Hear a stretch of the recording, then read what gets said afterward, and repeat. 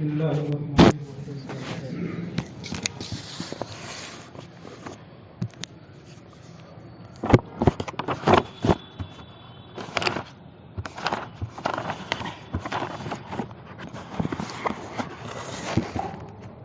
الحمد لله الذي الحمد لله أعلى منزلة المؤمنين بكريم خطابه. کہاں سے پڑھ کے آیا؟ بریلی شریف. ساتھ میں وہاں پڑھتے ہیں کیا؟ ہم. ہیں کیسے پڑھتے ہیں؟ جیسے آپ پڑھا.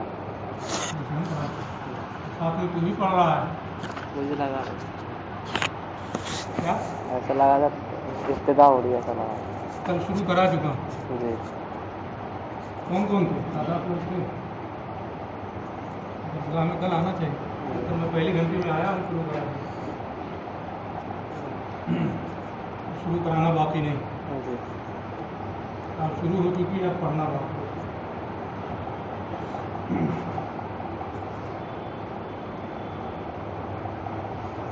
آپ سب کو معلوم ہے کہ یہ کتاب اصول فکر میں ہے.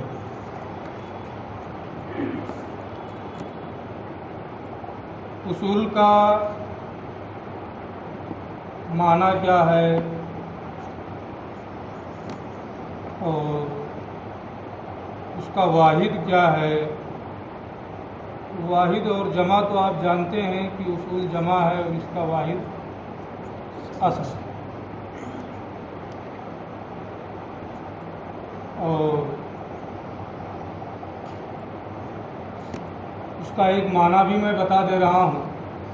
آگے جب آپ نور الانوار وغیرہ پڑھیں گے تو اس میں ساری بحثیں آئیں گی کتاب ہی میں، پھر اور تفصیلی کتابوں میں بھی بحثیں آئیں گی. تو جو چیزیں آنے والی ہیں کچھ درس میں، ان کو ابتدائی کتاب میں بتانے کی کوئی خاص ضرورت نہیں ہے. تو یہ اصل کی جمع ہے. معنی ہوتا ہے ما یبتنی علیہ غیر، جس پر غیر کی بنیاد ہو، یعنی جڑ کو کہتے ہیں. بنیاد آپ بولتے ہیں یہ چھت ہے، دیواریں ہیں، اس کی بنیاد ہے. تو جو بنیاد ہے وہی اصل ہے. اسی پر دیواروں کا بھی مدار ہے، دیواریں بھی اسی پر رکی ہوئی ہیں. یہ چھت ہے، چھت کا بھی وہی مدار ہے، اصل مدار بنیادی چیز. اگر وہی بنیاد ہی نہ ہو تو نہ دیوار ہوگی اور نہ چھت قائم رہ سکتی. تو یہ تو اس کا ایک معنی ہے ما یبتنی علیہ غیر، جس پر غیر کی بنیاد ہو. اب اس میں بحثیں بھی آتی ہیں، ابتنائی عقلی ہے کہ ابتنائی حسی ہے. ابھی ابتدائی کتاب میں ابتنائی عقلی اور ابتنائی حسی سے آپ کو کوئی مقصد نہیں ہے. اس کو سمجھنا بھی ابھی آپ سے کے معیار سے اونچی چیز ہے. اس لیے ابتنائی حسی اور ابتنائی عقلی جو ہے اس کو ابھی آپ رہنے دیں. حسی طور پر یا عقلی طور پر جس پر غیر کی بنیاد ہو اسی کو اصل کہا جاتا ہے، اور اسی اصل کی جمع کیا ہے؟ اصول. یہ تو مانا ہو. لیکن عام بول چال میں، علمی گفتگو میں، ہم لوگ یہاں ایک دیہاتی اور گنوار کے ماحول میں نہیں بیٹھے. یہ ایک علمی ماحول ہے جہاں پڑھنے پڑھانے کے لیے ہم بیٹھے ہیں. تو ہم لوگوں کی اصطلاح میں، ہم لوگوں کی بول چال میں، یعنی علماء اور طلباء کی اصطلاح میں، جب اصل کا لفظ بولا جاتا ہے یا اصول کا لفظ بولا جاتا ہے اور اس کو کسی دوسرے لفظ کے ساتھ ملایا جاتا ہے، جیسے فقہ کے ساتھ ملا دیا گیا اصول فقہ ہو گیا، حدیث کے ساتھ ملا دیا گیا اصول حدیث ہو گیا، تفسیر کے ساتھ ملا دیا گیا، اصول تفسیر ہو گیا، ہے نا.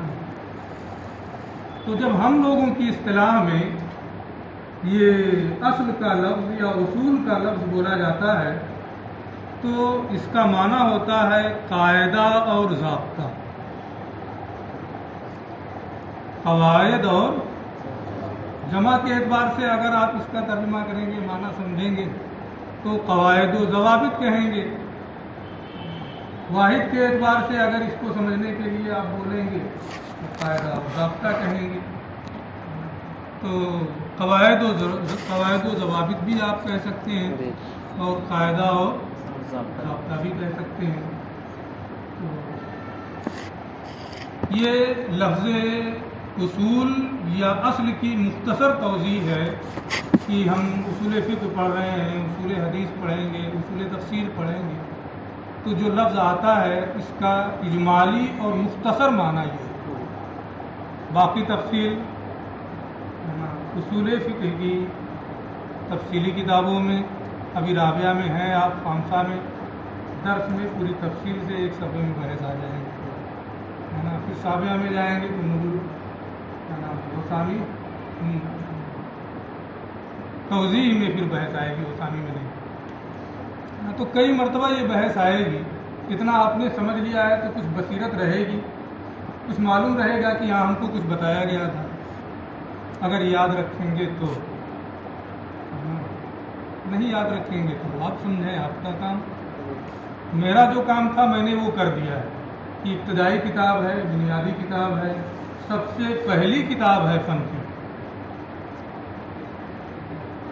جیسے آپ میزان لے کے بیٹھیں یا قواعد الصرف لے کے بیٹھیں، نہ دراست النحو یا قواعد النحو لے کے بیٹھیں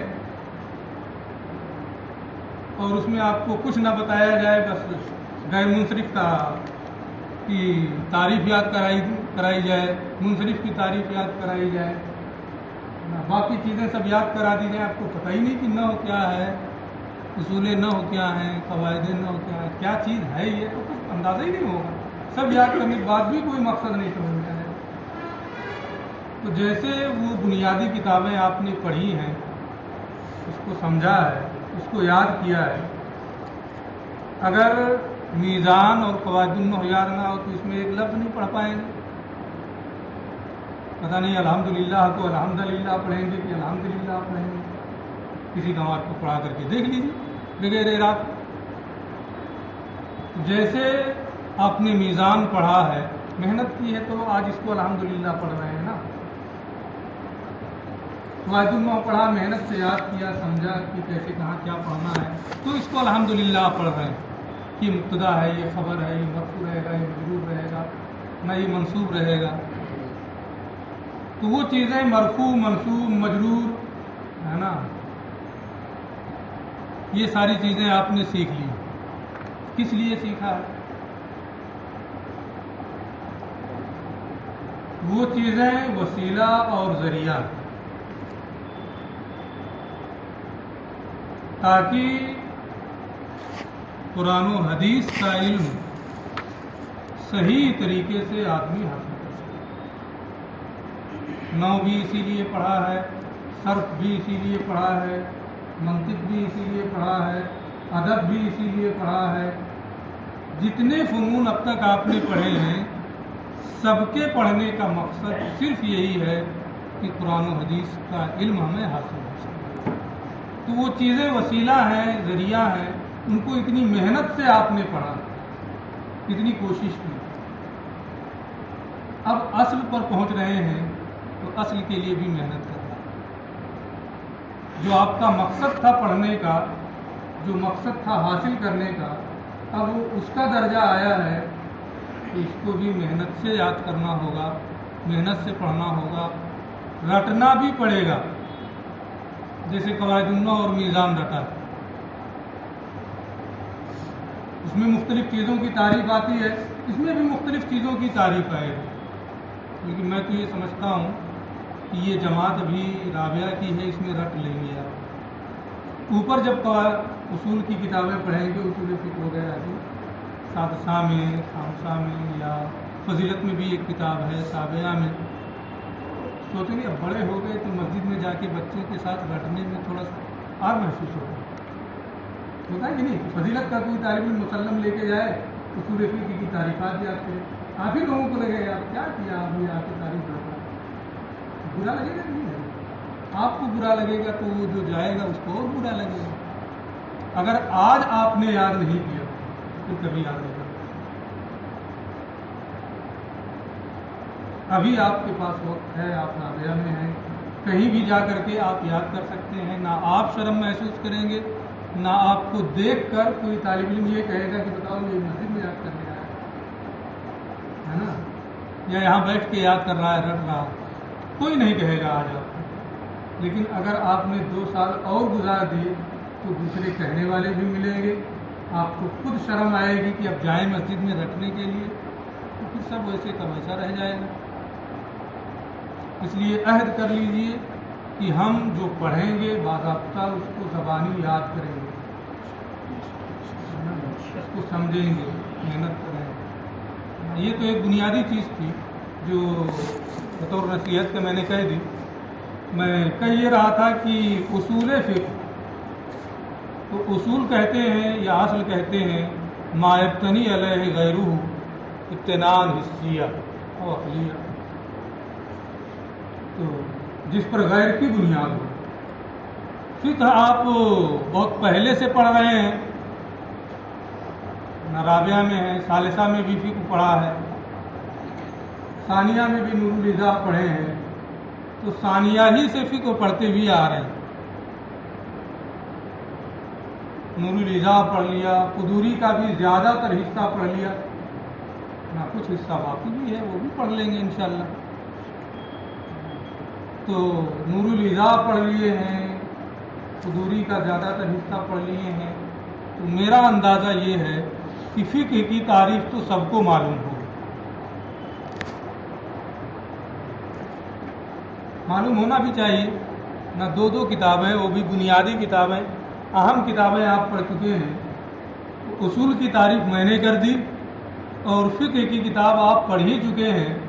जब वो किताब पढ़ाई गई होगी तो आपको बताया गया होगा, नूरुल इज़ा में भी शुरू में बताया गया होगा।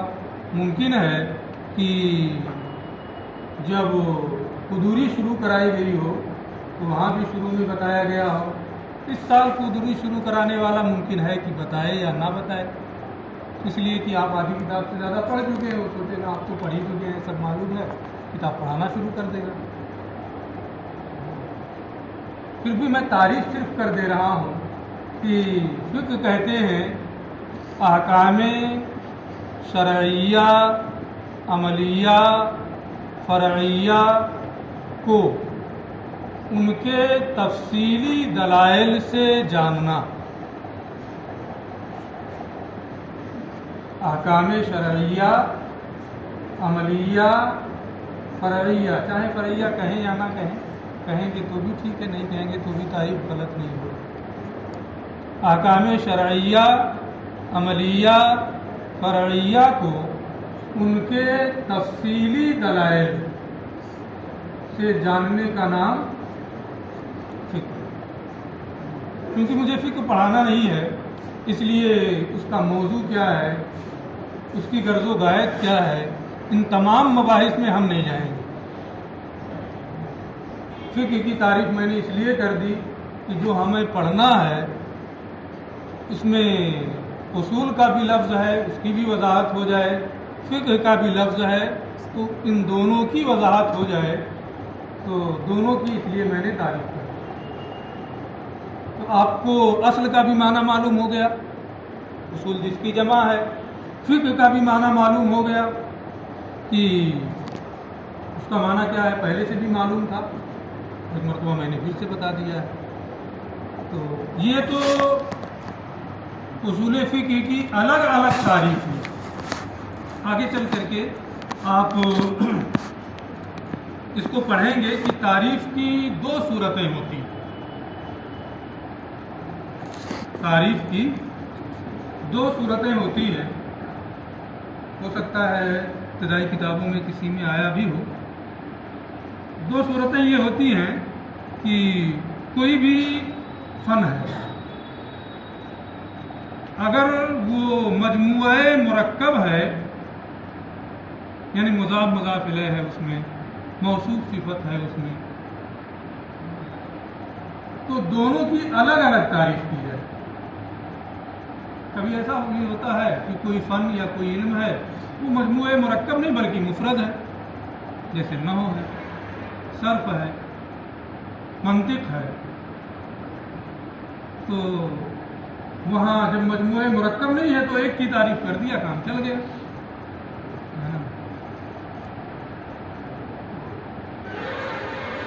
جب مجموعہ مرکب ہوتا ہے تو تعریف کے دو طریقے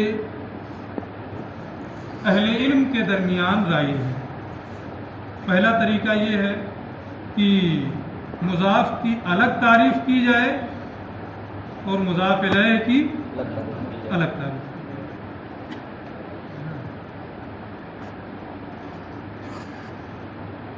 تو یہ طریقہ حد اضافی، تعریف اضافی کے نام سے اس کو موسوم کیا جاتا ہے۔ حد اضافی یا تعریف اضافی، حد کا معنی تعریف، یعنی مضاف اور مضاف الیہ کی الگ الگ تعریف کی جائے، اس کو کیا حد اضافی یا تعریف اضافی۔ تو حد اضافی تو میں نے بتا دی، تعریف اضافی اصل کی بتا دیا، فعل کی بتا دیا، سمجھا بھی دیا تھوڑا سا۔ اور ایک تعریف جو اہل علم کے درمیان رائج ہے وہ ہے تعریف لقبی۔ تو کیا کہتے ہیں؟ حد لقبی۔ ایک حد اضافی ہے اور ایک حد لقبی۔ حد لقبی کا معنی یہ ہوتا ہے کہ اب مضاف اور مضاف الیہ کی الگ الگ تعریف نہ کی جائے بلکہ مجموعہ مرکب کی ایک تعریف کر دی جائے۔ یہ لفظ جو ہے اصول فقہ اگرچہ مضاف مضاف الیہ ہے، لیکن عرف میں، عام بول چال میں اب یہ ترکیب اضافی کی حیثیت سے ماخوذ نہیں ہے، بلکہ یہ ایک مفرد کی حیثیت اس نے اختیار کر لی ہے۔ تو اصول فقہ اگرچہ مضاف مضاف الیہ ہے، لیکن بحیثیت فن، بحیثیت علم، یہ ایک لفظ ہے، یہ مفرد۔ ظاہر کے اعتبار سے تو مضاف مضاف الیہ ہے، اس لیے تعریف اضافی کی جاتی ہے، مضاف کی الگ اور مضاف الیہ کی، لیکن حقیقت میں یہ ایک علم کا نام ہے، اس اعتبار سے یہ مفرد ہے، اور مفرد کی مستقل تعریف کی جائے تو اس کو کون سی تعریف کہتے ہیں؟ تعریف لقب۔ تو اصول فقہ مجموعی اعتبار سے تعریف کی جائے، مفرد کی حیثیت سے، ایک فن کی حیثیت سے، ایک علم کی حیثیت سے اس کی کیا تعریف ہے؟ اصول فقہ ایسے قواعد و ضوابط کے جاننے کا نام ہے جن کے ذریعے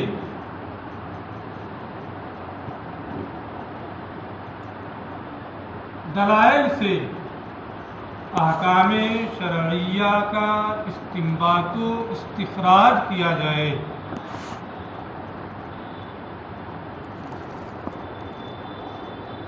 ایسے قواعد و، اس میں تعریف نہیں کی ہوگی، اس میں دیکھ لینا تو لوگ اگر ضرورت پڑے گی، میں الگ الگ تعریف کر دیا ہوں، کہیں دیکھا تھا میں نے پڑھی تھی، اس میں دیکھ بھی لینا، اگر بھول جانا تو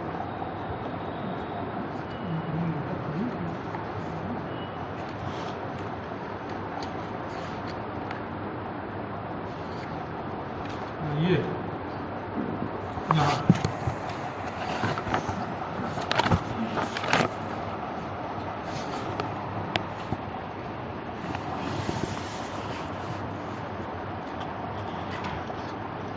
یہاں پر یہ سب بتایا گیا، ٹھیک ہے جی۔ اور اصول فقہ کی یہ مجموعی حیثیت سے یہ تعریف ہے. اور اس کا موضوع کیا ہے؟ وہاں موضوع بھی لکھا ہوا ہے کہ اس کا موضوع ادلہ اور احکام. ادلہ اور احکام یہ دونوں اس کے موضوع ہیں. اب فنی اعتبار سے آپ لوگوں کو منطق وغیرہ میں بحثیں ملیں گی کہ دو چیز کوئی بھی کسی بھی فن کا اگر دو موضوع ہو جائے تو دو علم ہو جاتا ہے. تعدد موضوع تعدد فن پر دلالت کرتا ہے. کیونکہ یہاں یہ چیزیں کتاب میں نہیں ہیں اس لیے ہم اس بحث میں بھی آپ کو نہیں لے جائیں گے. جو چیزیں کتاب میں ہیں اس کو سمجھنا ہے. بس اتنا جاننا ہے کہ اس کا موضوع کیا ہے؟ ادلہ اور احکام. ادلہ اس حیثیت سے کہ وہ مثبت ہیں. ادلہ اس حیثیت سے موضوع ہیں کہ مثبت وہ مثبت ہیں. اور احکام اس حیثیت سے موضوع ہیں کہ وہ مثبت ہیں. یہ مثبت احکام ہیں اور وہ مثبت بالاحکام ہے. ادلہ اس حیثیت سے کہ یہ مثبت ہیں، ان کے ذریعے سے کوئی حکم ثابت ہوتا ہے، ثابت کرنے والے. اور احکام اس حیثیت سے کہ وہ دلائل کے ذریعے سے ثابت شدہ ہیں. یہ اس کا موضوع ہے. اس کی غرض و غایت کیا ہے؟ ملکہ استنباط کی تحصیل، مسائل شرعیہ کے استنباط و استخراج. مشکل تو نہیں ہو رہا ہے استنباط کا لفظ؟ نہیں سمجھ رہے ہیں استنباط نا؟ استخراج بھی سمجھ رہے ہیں، نکالنا. قرآن سے، حدیث سے، اجماع سے مسائل کو نکالنا، اخذ کرنا. تو مسائل شرعیہ کے استنباط کی تحصیل کا ملکہ، مہارت، یعنی آپ اس طریقے سے اس کو آپ کو پڑھنا ہے کہ جو دلائل شرعیہ ہیں، کتاب و سنت اور اجماع اور قیاس، ان کی روشنی میں ان کو آپ سامنے رکھتے ہوئے ان قواعد کے پیش نظر ان کے ذریعے سے آپ حکم شرعی کو نکال سکیں، حکم شرعی کا استنباط و استخراج کر سکیں.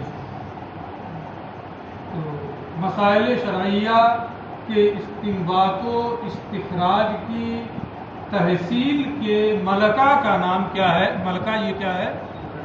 اس فن کی غرض و غایت ہے، پڑھنے کا مقصد ہے.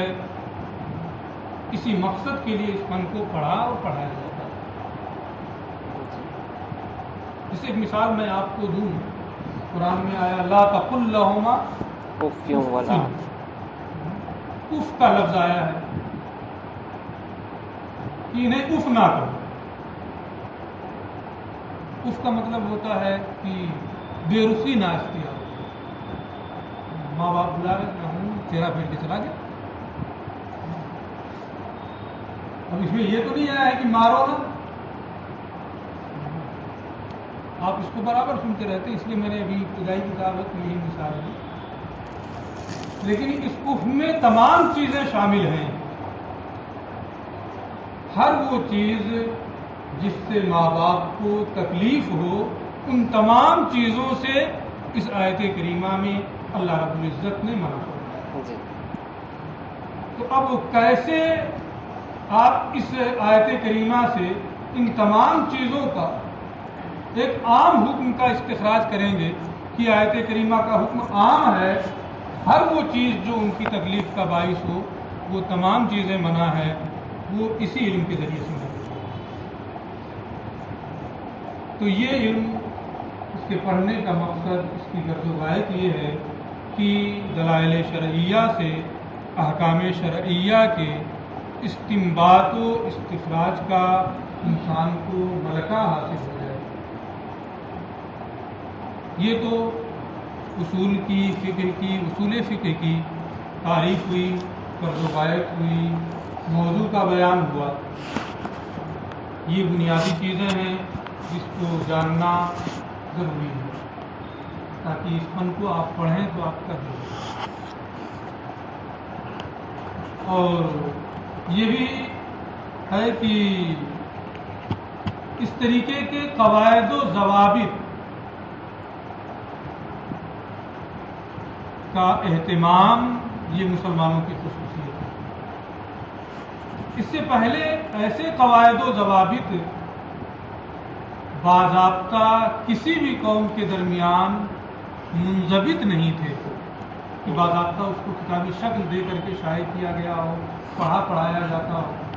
مختلف لوگوں کے یہاں مختلف چیزیں ملتی ہیں, کسی کے یہاں کوئی چیز تھوڑی سی مل جائے گی, کسی کے یہاں کوئی چیز مل جائے گی, کسی کی کتاب میں کچھ مل جائے گا, لیکن باضابطہ قواعد و ضوابط کو مرتب کیا گیا ہو, اسے فن کی شکل دیا گیا ہو, ایک علم کی حیثیت سے اس کو متعارف کرایا گیا ہو, یہ سب سے پہلا کام یا سب سے پہلے یہ کام مسلمانوں نے کیا. اس سے پہلے کسی قوم میں اس طریقے کا رواج نہیں. تو یہ ہمارے لیے, آپ کے لیے فخر کی بات ہے, سعادت کی بات ہے کہ آج دنیا میں جو اصول مرتب ہو رہے ہیں, قواعد مرتب ہو رہے ہیں, ضوابط بنائے جا رہے ہیں, اس میں ترمیم کی جاتی ہے, اس میں بحثیں کی جاتی ہیں. ان تمام چیزوں کا چہرہ مسلمانوں کے قواعد بنائے گئے. آپ نے امام اعظم کے بارے میں سنا ہے کہ باضابطہ ان کی مجلس شورا ہوتی تھی, بحثیں ہوتی تھی, ترمیم بھی کرتے تھے, متفقہ فیصلہ بھی نوٹ کرتے تھے, اور پھر اس سے لوگوں کی رہنمائی کرتے تھے. تو یہ مسلمانوں کی خصوصیت ہے کہ اس فن کی ایجاد اور اس فن کی تدوین اول کا صحرا ان کے سر جاتا ہے. پھر بعد میں دوسری قوموں نے بھی ان کو دیکھ کر کے اس طریقے کا راستہ کیا. اس کے بعد ایک بحث یہ آتی ہے کہ سب سے پہلے مسلمانوں میں اس فن کو کس نے متعارف کرایا. ظاہر سی بات ہے دور رسالت میں اس کی کوئی ضرورت نہیں تھی. صحابہ کرام رسول کریم صلی اللہ علیہ وسلم کی موجودگی میں تمام چیزوں سے بے نیاز تھے. کہیں کوئی ضرورت ہوئی رسول کریم کی بارگاہ میں پہنچ گئے. جیسے دور طالب علمی میں آپ اساتذہ کے ہوتے ہوئے بالکل آزاد ہوتے ہیں, کہیں ضرورت پڑی پہنچ گئے کتاب لے کے, حضرت کو سمجھ نہیں آ رہا ہوتا ہی نہیں. لیکن جب آپ فراغت کے بعد درسگاہ میں بیٹھتے ہیں تب احساس ہوتا ہے کہ اب استاد کی کمی محسوس ہوتی ہے. رسول کریم صلی اللہ علیہ وسلم کے عہد پاک میں, عہد مبارک میں صحابہ کرام سے رسول کریم صلی اللہ علیہ وسلم ان کی تمام ضروریات کی تکمیل فرماتے تھے. کہیں بھی کوئی مشکل ہو, کوئی دشواری ہو, کوئی مسئلہ ہو, رسول کی بارگاہ میں پہنچے سب حل. پھر صحابہ کا دور اول تھا, اس دور میں اکابر صحابہ کرام موجود تھے. اس دور میں بھی ضرورت نہیں تھی کہ ان چیزوں کی طرف کوئی خاص توجہ دی جائے اور ان کو مرتب کیا جائے, مدون کیا جائے. امام اعظم ابو حنیفہ رحمۃ اللہ تعالی علیہ تابعی ہیں, صحابہ کرام سے روایتیں بھی کی ہیں, ان کی زیارت بھی کی ہے.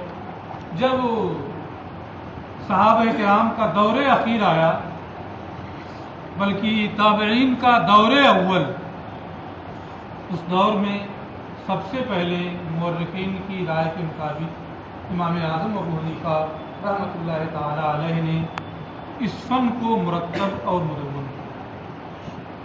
اپنے خاص شاگردوں بالخصوص امام محمد اور امام ابو یوسف کو اس کی تعلیم دی. امام ابو یوسف اور امام محمد رحمہ اللہ کے بارے میں یہاں تک بتایا جاتا ہے کہ ان لوگوں نے باضابطہ اس پر کتابیں بھی لکھی, اس فن پر اصول فقہ پر ان کی کتابیں بھی تھیں, لیکن ہم اور آپ کی محرومی ہے تو وہ کتابیں نظر آتش ہو گئیں اور ہم تک تحریری شکل میں وہ کتابیں نہیں. لیکن انہوں نے مرتب کر دیا تھا, ایک راہ بنا دی, ایک لکیر کھینچ دی تھی کہ اس طریقے سے چلنا ہے. تو محققین کی رائے کے مطابق سب سے پہلے امام اعظم اور ان کے تلامذہ نے یہ کام سر انجام دیا، لیکن جو موجود ہے، جہاں تک ہماری رسائی ہے، آپ کی رسائی ہے، اس فن کے بارے میں جو کتابیں دستیاب ہیں وہ امام شافعی رحمۃ اللہ تعالی علیہ کی پہلی کتاب الرسالہ، باضابطہ انہوں نے بھی، ان لوگوں نے تو باضابطہ لکھا تھا، موجود نہیں ہے، لیکن انہوں نے ایک کتاب الام کے نام سے لکھی ہے امام شافعی نے، اس میں ایک بحث انہوں نے شامل کی ہے جو الرسالہ کے نام سے بعد میں چھپی ہے، اور اس میں اصول فقہ کے قواعد اور اس کے ضوابط کو، چند ضوابط کو امام شافعی رحمۃ اللہ تعالی علیہ نے تفصیل سے بیان۔ تو جو ہمارے پاس موجود ہے اس وقت اصول فقہ کا سرمایہ، اس میں سب سے پہلی اور بنیادی کتاب جو ہے وہ امام شافعی رحمۃ اللہ تعالی علیہ کی الرسالہ۔ ایک چیز اصول فقہ پڑھتے ہوئے یا فقہ پڑھتے ہوئے ایک عام مزاج بن گیا ہے، میں اس کا سخت مخالف ہوں، اس لیے آج ہی میں اس کی وضاحت بھی کر دے رہا ہوں، آپ لوگ بھی اس کی رعایت کریں، میں بھی اس کی رعایت کرتا ہوں، لیکن کیونکہ ایک مزاج بنا ہوا ہے تو کبھی کبھی مجھ سے بھی ہو جائے گا، آپ کو اندازہ ہوگا، میں بھی بتاؤں گا کہ کیا مزاج بنا ہے۔ مزاج یہ بنا ہوا ہے کہ جب اصول فقہ کی عام طور پہ تدریس ہوتی ہے، اسے پڑھایا جاتا ہے،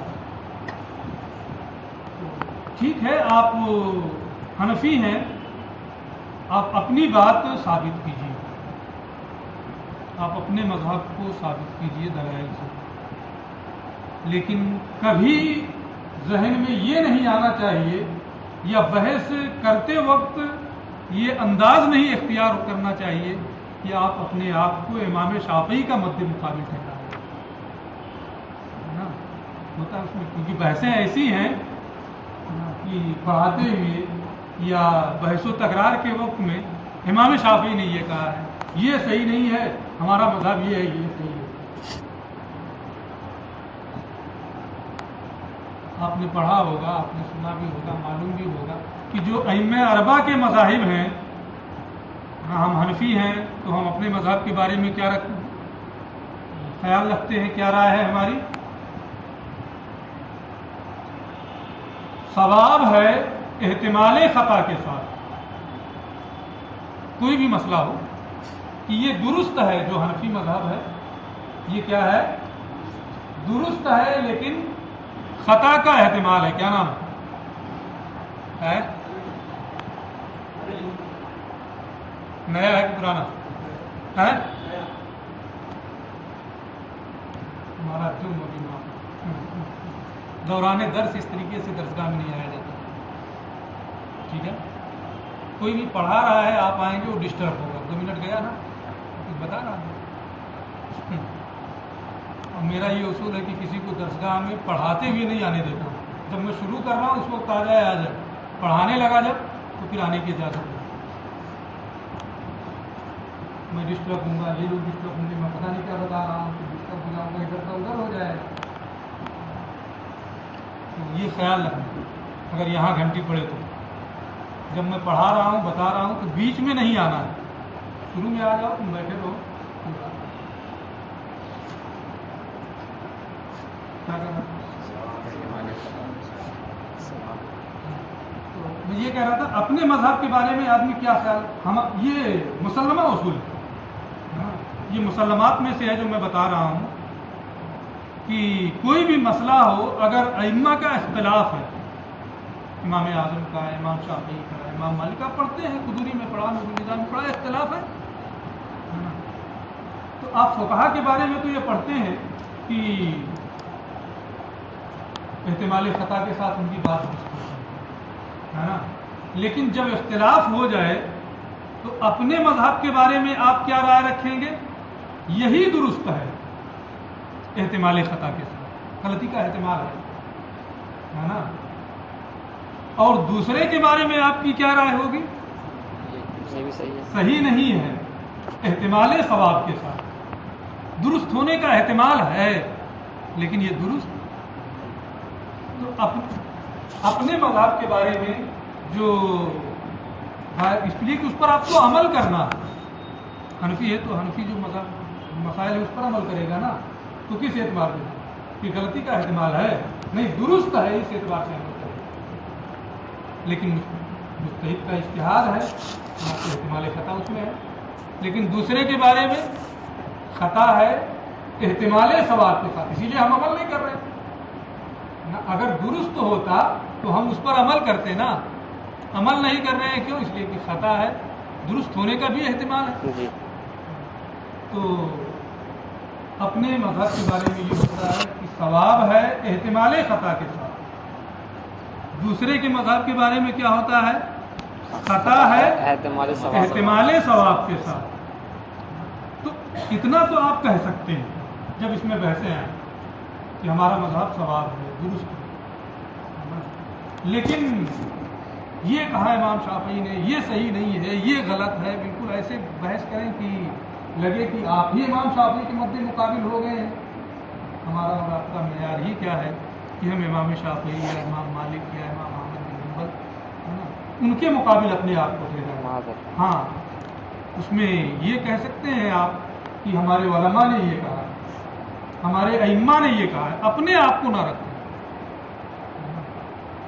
اس لیے کہ ہمارا اور آپ کا یہ معیار ہے. جی تو اصول فقہ کی تدریس و تفہیم بحث و تکرار کے وقت عام طور پہ بے خیالی میں نا اس طریقے کی باتیں آ جاتی ہیں، یہ نہیں ہونا چاہیے.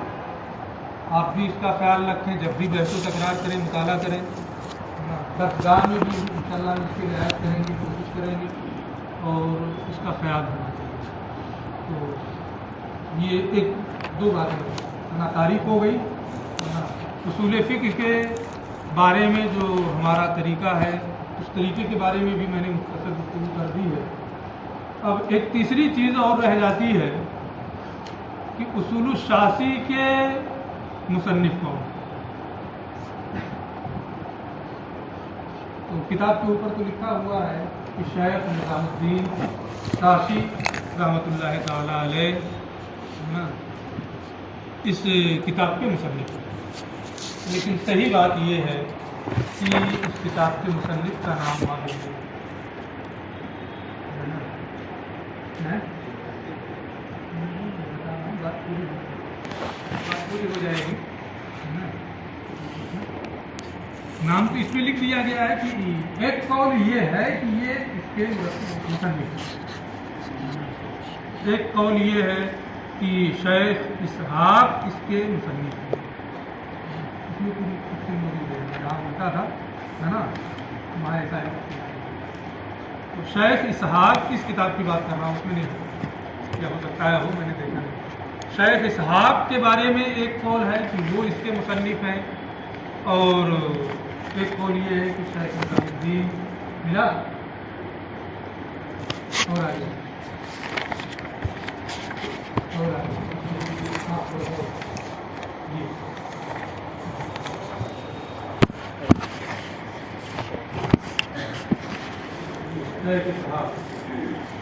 اسحاق بن ابراہیم صفحہ بتا دیں، صفحہ 9. ایک قول یہ ہے کہ شیخ اسحاق بن ابراہیم اس کے مصنف ہیں، اور ایک قول یہ ہے کہ شیخ نظام الدین رحمہ اللہ دونوں کے بارے میں یہ مجھے یہ ہے کہ یہ اختلاف اس بنیاد پر ہوا کہ انہوں نے نام نہیں لکھا کہیں کہ اس کا مصنف ہے. جو مصنف ہے کہیں نام اپنا نہیں لکھا. تو جب کہیں نام نہیں لکھا ہے ظاہر سی بات ہے لوگ اندازہ ہی کریں گے انہوں نے لکھا ہوگا، انہوں نے لکھا ہوگا. اس دور کے جس دور میں یہ کتاب لکھی گئی ہے، جو لوگ اس فن کے مانے جانے لوگ تھے، معتبر لوگ تھے، ان میں سے ان دو لوگوں کے بارے میں محققین کی رائے یہ ہے کہ شیخ اسحاق بن ابراہیم یا شیخ نظام الدین، ان دونوں میں سے کسی ایک نے یہ کتاب لکھی ہے.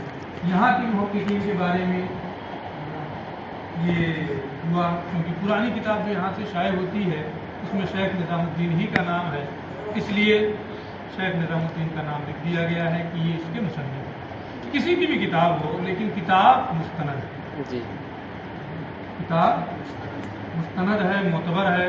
दोनों शेख इसहाक बिन इब्राहिम और शेख निज़ामुद्दीन दोनों के दोनों अइम्मा अहनाफ में बुलंद पाया के इमाम हैं। फ़िक्र और उसूल फ़िक्र में इनकी दोनों की महारत मुसल्लम है, इसलिए किसी की भी किताब हो। यही हाल इसकी एक अरबी शरह है उसूलुल हवासी, उसकी भी मुसन्निफ है ना। तो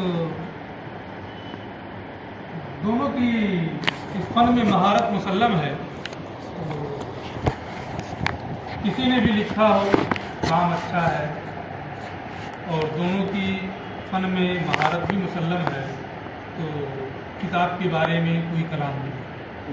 किताब मुस्तनद है, मोतमद है, इसमें कोई शुबहा नहीं है। अब इस किताब में इन्होंने जो तरीका इख्तियार किया है, उसमें एक ज़ाब्ता जो है उस ज़ाब्ते को बयान किया। खास है उसकी क्या तारीफ होगी, आम है उसकी क्या तारीफ होगी, मुश्तरक है उसकी क्या तारीफ होगी, मुअव्वल है उसकी क्या तारीफ है। ये इस्तिलाहात है इस फन की, है ना। कम से कम जो इस्तिलाहात हैं, एक एक का नाम याद होना चाहिए। जब एक एक का नाम याद होगा आपको, तो तारीफ भी कोशिश करेंगे याद। मुजमल है, मुतशाबे है, मुहकम है, खफी है, नस है, जाहिर है, इस्तेहसान है, कयास जली है, कयास खफी है। ये उसूल फ़िक़्ह की इस्तिलाह है। जैसे नहव और सर्फ में नाम आता है, इसमें भी नाम है ना। तो ये सारी चीज़ें, इनका तरीका ये है। बाद में आप पढ़ेंगे तो थोड़ा सब मिल जाता है आपस में। इन्होंने कोई मखलूक नहीं किया, बहुत मजबूत और बहुत मुंजबित रखा है। एक खास की तारीफ कर दिया, तारीफ करने के बाद उसकी कम से कम 2-3 मिसालें दे दी, 2-3 मिसालें दे करके उसको समझाते हैं, उसको बताते हैं। ये अच्छा तरीका है समझाने का। तो इस किताब की ये रविश मुझे भी बहुत पसंद है, इसीलिए बहुत ज़माने से निसाब में दाखिल है। आप भी पढ़ेंगे तो आपको पसंद आएगी। ये चंद चीज़ें थी, बुनियादी चीज़ें थी, जिनको मैंने बता दिया है। घंटी भी लग गई है, बाकी तफसील इंशाअल्लाह।